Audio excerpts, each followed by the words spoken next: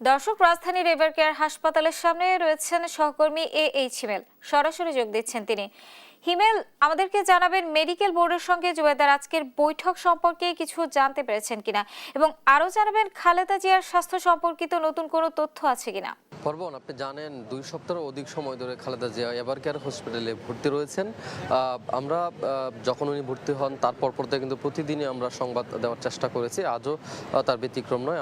আমরা সন্ধ্যা থেকে যেটি জানতে পেরেছি যে আজ সন্ধ্যায় কিন্তু ওনার সিটি স্ক্যানের যে রিপোর্ট সেটি কিন্তু এসেছে, যদিও গণমাধ্যমকে আনুষ্ঠানিকভাবে সেটি জানানো হয়নি। তবে আমরা জানতে পেরেছি এই সিটি স্ক্যানের যে তথ্য এসেছে রিপোর্টে সেটি কিন্তু স্বাভাবিক রয়েছে। আপনি জানেন যে যথারীতি উনি হাসপাতালে ভর্তির পরপর থেকে কিন্তু ডক্টর জাহেদ যে ব্যক্তিগত চিকিৎসক রয়েছেন তিনি কিন্তু আনুষ্ঠানিকভাবে সবসময় সংবাদ আমাদেরকে জানান এবং ব্রিফ করেন। তবে ওনার যে সিটি স্ক্যানের যে তথ্যটি রয়েছে, যে রিপোর্টটি রয়েছে সেটি কিন্তু আমরা আনুষ্ঠানিকভাবে জানতে পারিনি। তবে আমরা অন্যান্য সোর্সের মাধ্যমে যেটি জানতে পেরেছি ওনার সিটি স্ক্যানের যে তথ্য সেটি স্বাভাবিক রয়েছে।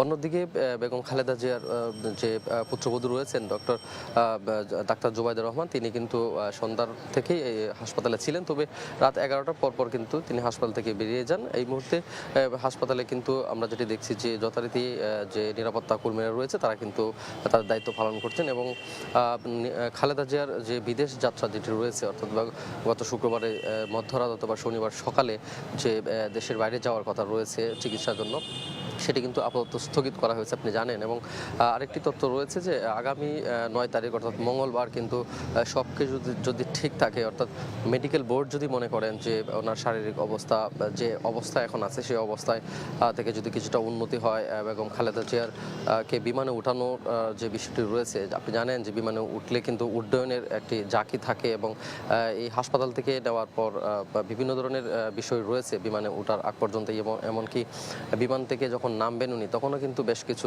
বিষয় রয়েছে। এই বিষয়গুলো মাথায় রেখে কিন্তু আসলে মেডিকেল বোর্ড কিন্তু এখনও তারা এটি স্থিতিশীল রেখেছেন যে ওনার শারীরিক অবস্থা কিছুটা উন্নত হলে বিদেশ যাত্রা অর্থাৎ বিদেশে যে চিকিৎসা বিষয়টি রয়েছে সেটির জন্য যদি উপযুক্ত হয় তাহলে কিন্তু আগামী মঙ্গলবার কিন্তু ওনাকে দেশের বাইরে অর্থাৎ লন্ডন নিয়ে যাওয়ার কথা রয়েছে। রাজধানী এভার কেয়ার হাসপাতালের খালেদা জিয়ার যে শারীরিক যে অসুস্থতার অবস্থা রয়েছে সেই অবস্থার আমার কাছে এই ছিল সর্বশেষ তথ্য। পারবো।